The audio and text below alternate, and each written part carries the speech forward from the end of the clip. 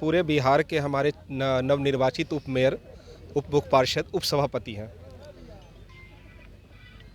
आपने देखा होगा कि पिछले साल 2022 में राज्य सरकार ने नगर पालिका का चुनाव कराया था, नगर निगम का। उसमें एक ही पद्धति थी, वार्ड पार्षद को भी जनता चुनी, नगर निगम के चाहे उप मेयर हो, चाहे उप महापौर हो, चाहे मेयर हो, सबको जनता चुनी, नगर पार्षद को उप मुख्य पार्षद हो, उनको भी जनता चुनी।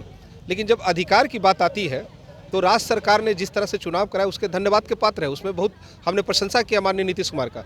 लेकिन आपने देखा होगा कि चुनाव के बाद हम लोग बिल्कुल एक तरह से पेंडुलम बन गए, हम लोग का कहीं कोई अधिकार ही नहीं है। तो हम लोगों ने धरना दिया, प्रदर्शन किया, मुख्यमंत्री जी से मिला, माननीय उप मुख्यमंत्री से, नगर विकास से मिला, लेकिन कहीं कोई ठोस निर्णय नहीं लिया गया।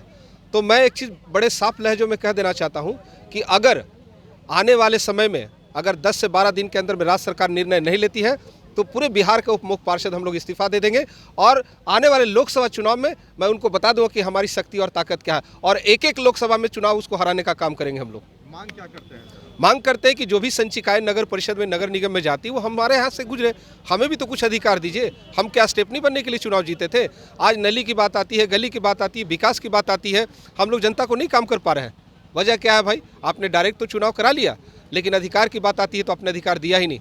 तो मैं साफ लफ्ज़ों में कह देना चाहता हूँ राज्य सरकार के माननीय मुखिया जी को कि आपके पास समय है, और अगर अधिकार देना है तो दे दीजिए, अगर नहीं दीजिएगा तो ये पूरा संघ, आप जो एनडीए गठबंधन बना के घूम रहे हैं ना, उनके एक एक उम्मीदवार को हम लोग हराने का काम करेंगे। कब तक ठोस फैसला लेने की स्थिति में आप लोग तारीख क्या है? हम लोग निर्णय संघ का ले लेते हैं, 10 से 12 दिन में कल हम लोग हो सकता है प्रेस मीट भी करेंगे आप लोग के साथ, और 10-12 दिन के अंदर में राज्य सरकार को हम लोग एक निर्णय के लिए दे देंगे कि आप हम लोग तारीख तय कर लेंगे और वो तारीख दे देंगे। अगर उस तारीख तक नहीं राज्य सरकार मानती है हमारी मांगे तो हम लोग सामूहिक इस्तीफा दे देंगे।